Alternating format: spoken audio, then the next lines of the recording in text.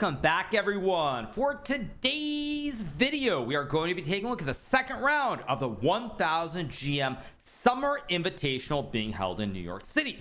Now, yesterday we covered Levy Rozman's first round game. Levy, of course, being the famous YouTuber. Now, in this tournament, he's trying to gain some elo, farm some players who are a little bit weaker than him. He got up to a rocky start, but he did win the first game. And today in the second round, he's playing against Logan Brain from the United States of America. So let's jump right into the action. So Levy is playing with the white pieces, and he starts out with the move d4, and now the game continues with knight f6.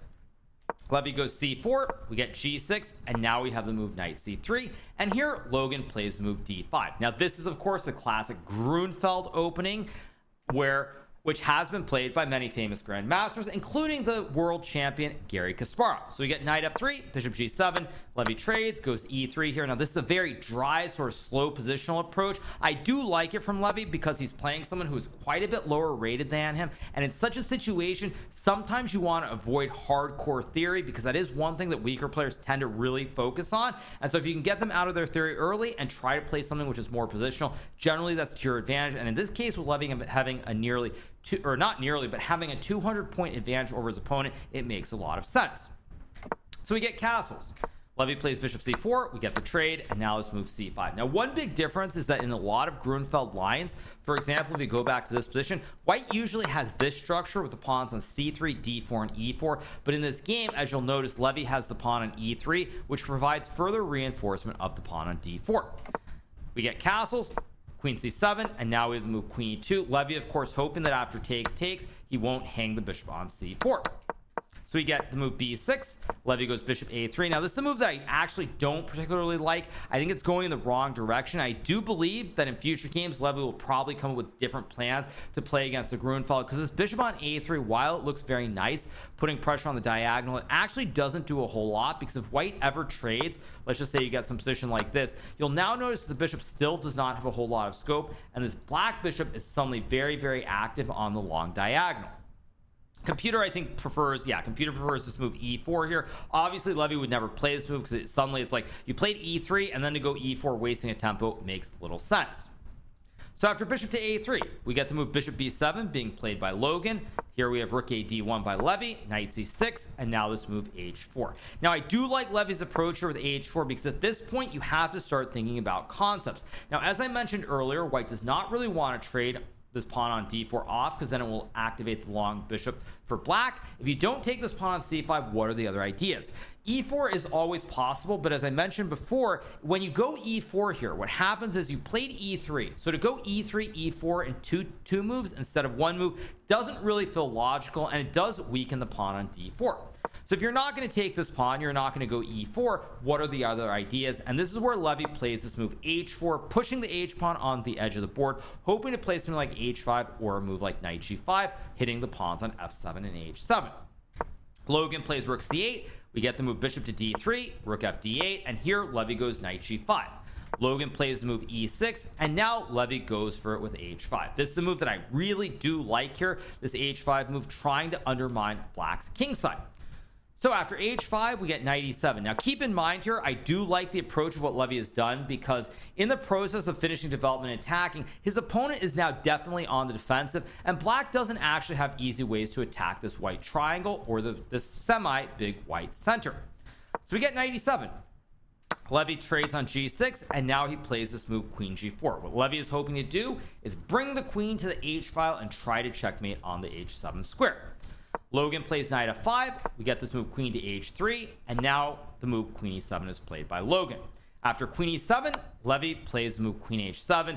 Keep in mind, computer does like f4 a little bit more, but this is a move that in my opinion is very tough to play, because you're always worried about the weak pawn on e3, you're worried about trades on d4, and it just doesn't feel very natural. And on top of that, there's no obvious breakthrough. Say black plays a move like knight h6, you don't have queen h7 anymore. It's not really clear whether you're going to be pushing pawns in the center or what the plan is. So Levy plays the move queen h7, which I like. But now the big issue is after king f8, there is only one move after which white maintains a big advantage. And I do not believe that most players, let alone even top GMs, would find this move unless they had a lot of time on the clock. So Levy plays move knight e4, and this move is completely reasonable. It makes a lot of sense. The knight was under attack from the queen, and now you try to put a lot of pressure on the pawn on c5. However, the computer would have preferred this move f4, and you're probably thinking, wait, that just hangs a pawn, the rooks get forked, you lose the game, what is going on? But if black plays knight takes e3 here, white can sack this bishop on g6, and let's just say you take a rook after bishop takes f7 followed by queen g8. White is completely crashing through. If you play queen f6, white can take this pawn. Queen g8 is in play, d takes c5 is in play, and suddenly this black king is under a huge attack and probably going to be checkmated.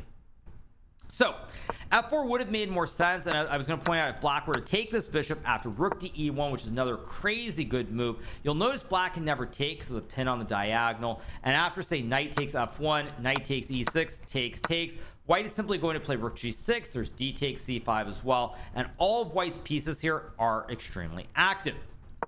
So after knight to e4, Logan plays move knight h6. Logical move here, trying to trap this queen on h7. There are some shades of Levy's game from yesterday where he also got his queen in a bit of a tight spot, pun unintended. And after knight to h6, he plays the move f3.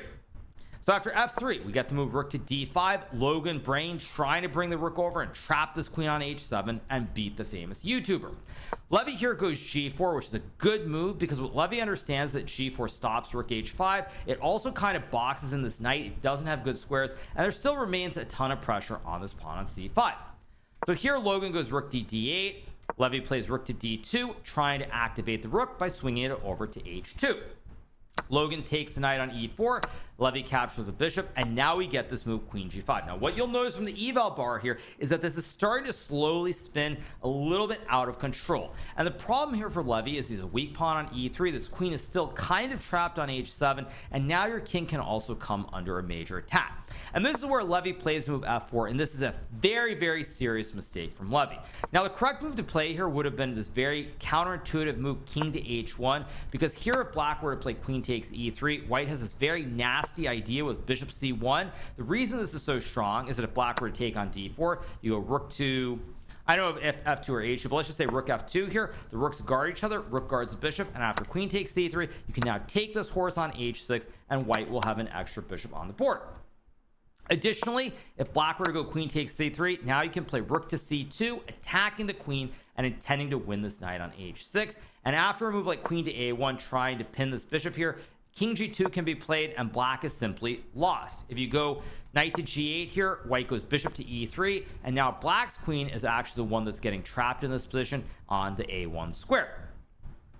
So Levy instead plays f4. Obviously, I think this is a very difficult find. I would never expect him to find, so f4 does have some merit.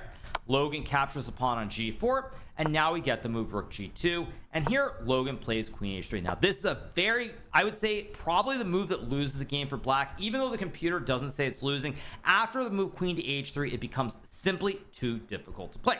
Now the move that Logan should have played here was queen to h4, and the reason is probably somewhat counterintuitive, but the main reason is quite simple actually, which is that if white were to play, I don't know, a move like, let's just say rook to d1 for example, in this position, black can now always play a move like knight to f5 here, and after queen takes queen, knight takes queen, white no longer has an attack here. The queens are off the board, and black also has one extra pawn on the board. So because black is ahead by one extra pawn here, black is doing very well. Now perhaps Logan was afraid of bishop takes pawn, pawn takes, and something like rook takes g6, but after rook to d7 here, black simply guards the bishop, and the bishop guards the knight, and black has an extra piece on the board. Now what's funny about this is the computer says that after the very weird move e4, white is actually only very slightly worse, because you, I think, can try to push for f5 and open up the files towards the black king, but none of this I think would have occurred in the game. It is simply 3500 level chess, which nobody, not even Magnus Carlsen, could play. So in this position, Logan really needed to play queen h4, but instead he plays the move queen to h3. Now this also makes a lot of sense because you target the pawn on e3, but what queen h3 fails to do is now after this move bishop to f3, you cannot move this knight to f5 because now your knight is actually pinned, and white has ideas with rook h2 to put a lot of pressure on both the bishop and knight, and suddenly it's starting to spin wildly out of control. Now this is where Logan plays the move queen h4, which is still an okay move, but it's only an okay move because the next move is simply an impossible move for a human to find. What I would have probably recommended was a move like bishop to f6 here, and the reason this move is better is because here, if white goes rook h2 after check and king to h1, in this position black can now move the king to e7 followed by rook to h8, trying to trap the white queen on h7. Now this line as well, very computerish, very difficult to find, but this would have been the best approach in my opinion, because after bishop to f6, white really doesn't have any other moves that he can go for besides the move rook to h2. Whereas when Logan plays queen to h4, now Levy plays rook to h2, and here there is only one move that saves the game. Now Logan had 12 minutes here, had some time to think, but you have to realize he is also only a 2100 player, and he ends up blundering with this move queen g3. Now the move that should have been played was queen to f6. I suspect the reason he rejected is he probably thought, well, after takes, if takes king e7 and something like queen g5, white has 2 b's in return for the rook, and white probably should be close to winning technically. But after rook takes knight, where white sacks the rook, black can now move the king to e7 with the threat of rook to h8, and now everything spins completely out of control. I think the computer gives someone like e4, rook h8, e5, queen f4, queen g7, and something like queen e3, king g2, and queen g5. And after king f2, rook h6, white probably has to play something like queen f6 and simply try to force a draw here. Again, a very strange computer line, but if Logan had played queen to f6, I think there's actually a very good chance he still would have won this game, because rook to h6 is pretty much the only human move that comes to your mind. And on top of that, this move king e7 and rook h8 is really the only plan that black has that makes any sense. Alas, Logan spends a bunch of time. He plays queen g3, and now after king to h1, it's very tough to play for black, because black is essentially in Zugzwang. Now, what do I mean by Zugzwang? It means that black really has almost no moves. The big issue here straight up is that if you, let's just say you play a move like rook d7, white always can sack the rook for the bishop and the knight and win the game with the 2 b's in return for the rook. So if you are worried about your horse, then what do you do? Now, if you go knight f5, white has rook to h3, and suddenly the black queen is simply getting trapped in this position. Black queen has no squares available, and you lose the game. Same thing applies to knight g8. After rook h3, if you try knight f6 attacking the queen, I sack the queen, and after takes, I simply have an extra bishop on the board. So it's very tough to play in this position, and here Logan Brain finally makes a mistake. He plays this move king to e7, which effectively loses the game. Now keep in mind, Logan had 6 minutes here. He spent a bunch of time trying to figure it out, couldn't come up with anything. The computer actually says that after this move a5, white is only marginally better after c4 and something like knight g4, I guess, which should be okay. I'm trying to figure out, why is this not okay here? It's not okay here because ... Oh, it's not okay here, I realized, because in this position, white still keeps the extra b, whereas after a5, c4, knight g4, if you play rook g2 here, knight f6, takes, now you lose this pawn on d4, you're going to lose the pawn on c4, and both of the black rooks become super active. Now this, of course, is ridiculous. No human would find this whatsoever, but after a5, black is only marginally worse.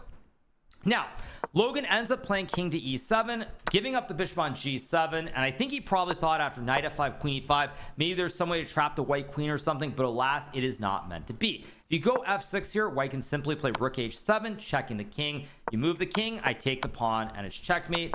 If you try to go here, it's the same thing, simply a checkmate. So Logan goes knight h4, and now Levy plays the move queen g5. Now this is an excellent decision by Levy. You'll probably notice the computer bar, or the eval bar, goes way down because bishop b7 is the best technical move. But after queen g5 here, the queens come off the board. Levy is an extra bishop, and now all of the danger is gone, and Levy will win the game. The game concludes after the move rook h8. Levy plays bishop e4, trying to stop the knight from coming back. Of course, he would trade the bishop for the knight if it's played. We get rook h5, rook to f4, and after rook c h8, Levy takes on c5. We get takes, and here Logan Brain resigns the game. And with this win, Levy moves to 2 out of 2 in the 1000 GM New York City 6-day Summer Invitational.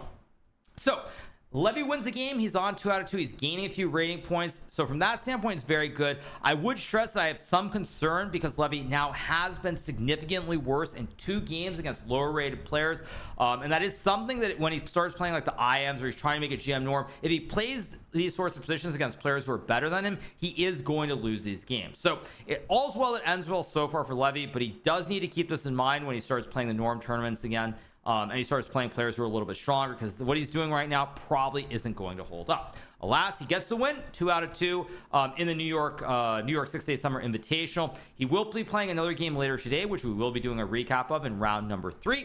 So I will be doing a recap of that a little bit later on. But at any rate, I do hope you guys have enjoyed this recap from the second round of the 1000 GM 6-day summer invitational tournament being held in New York City. If you are not already subscribed to my channel, make sure that you smash that subscribe button below, and we will be back with another recap later in the day. Have a great couple of hours, you guys, and I'll see you later. See you. Bye.